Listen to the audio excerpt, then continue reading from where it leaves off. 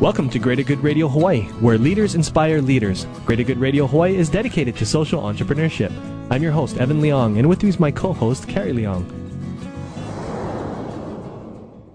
Today's guest is Andrew Friedlander, co-founder of Colliers Monroe Friedlander, Inc. Please welcome to Greater Good Radio, Andrew Friedlander. Welcome to our show, Andy. Thank you. Nice to be here. Could you tell us a little bit more about how you started Colliers Monroe and Friedlander?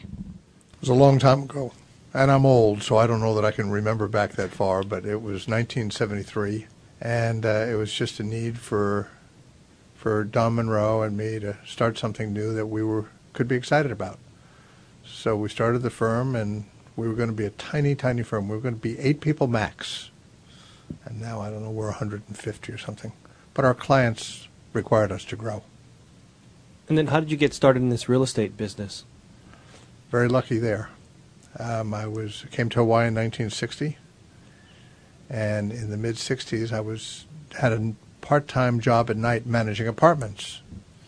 And a wonderful gentleman by the name of Chin Ho bought the complex that I was managing, and he used to come over and he said to me, "Andy, I want you to get a real estate license." I said, "I don't know anything about real estate."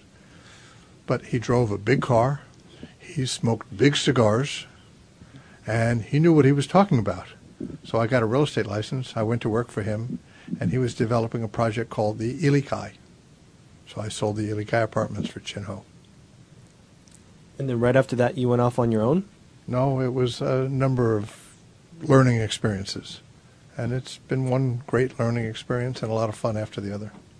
Could you give us more information in regard to your experiences and what did you learn? I learned that if you're truly honest and do a great job and work harder than everybody else out there, you can make a very good living.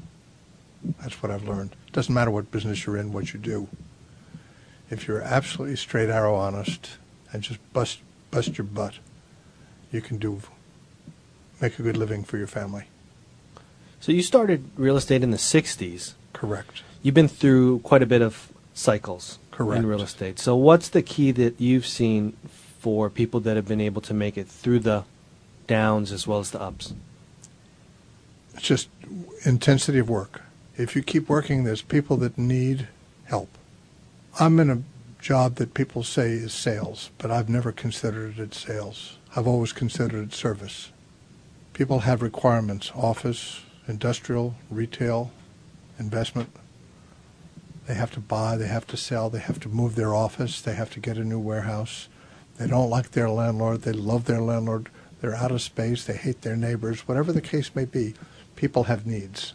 And it's just a matter of talking to those people and helping them find the solution to their needs. It's that simple.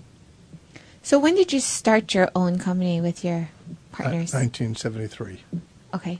And how did you know that you were ready in your career to go off on your own? I was managing another company, and it was a mainland company, and I saw them having major financial problems.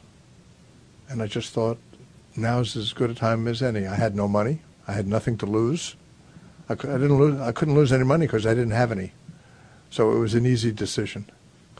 But you had just had another child right around there. Correct. Right? So you didn't feel that was kind of a risky to go off on your own instead of get a regular job? To open a real estate company takes very little capital. It takes a lot of blood, sweat, and tears, but very little capital. I was already investing in blood, sweat, and tears, so it was just doing the same thing. And your partner, Don Monroe, you said, right? Correct. When you first went off on your own, did you go into partnership with him? Correct. And then you folks were at the previous company before? Yes. So you knew that it was just going to be a lot of work. Where does luck come into play with this? The harder, the expression, the harder you work, the luckier you get. You work hard, you get a lot of luck. So through your experience, are you able to share the first project that you did once you decided to go on your own, and what that experience was like and what it taught you about making sure that you can keep the success of doing well continuously? My philosophy has not changed. It's just purely a matter of going out and talking to people and finding those that need help. Our first project today is called American Savings Bank Tower at Bishop Square. Back then it was called Pacific Trade Center. And it's a large office building.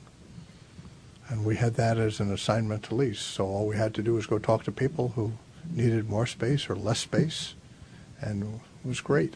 Was the market up or down in that time period? Doesn't matter. Market fluctuates. If you just keep working, it works out. Honestly. We're not dependent on the market. There's real estate agents who are paranoid all the time. What happened last year? What's going to happen this year? If you're oblivious to it and just keep talking to good people, it works out. Thanks for tuning in. Stay tuned for more on Greater Good Radio.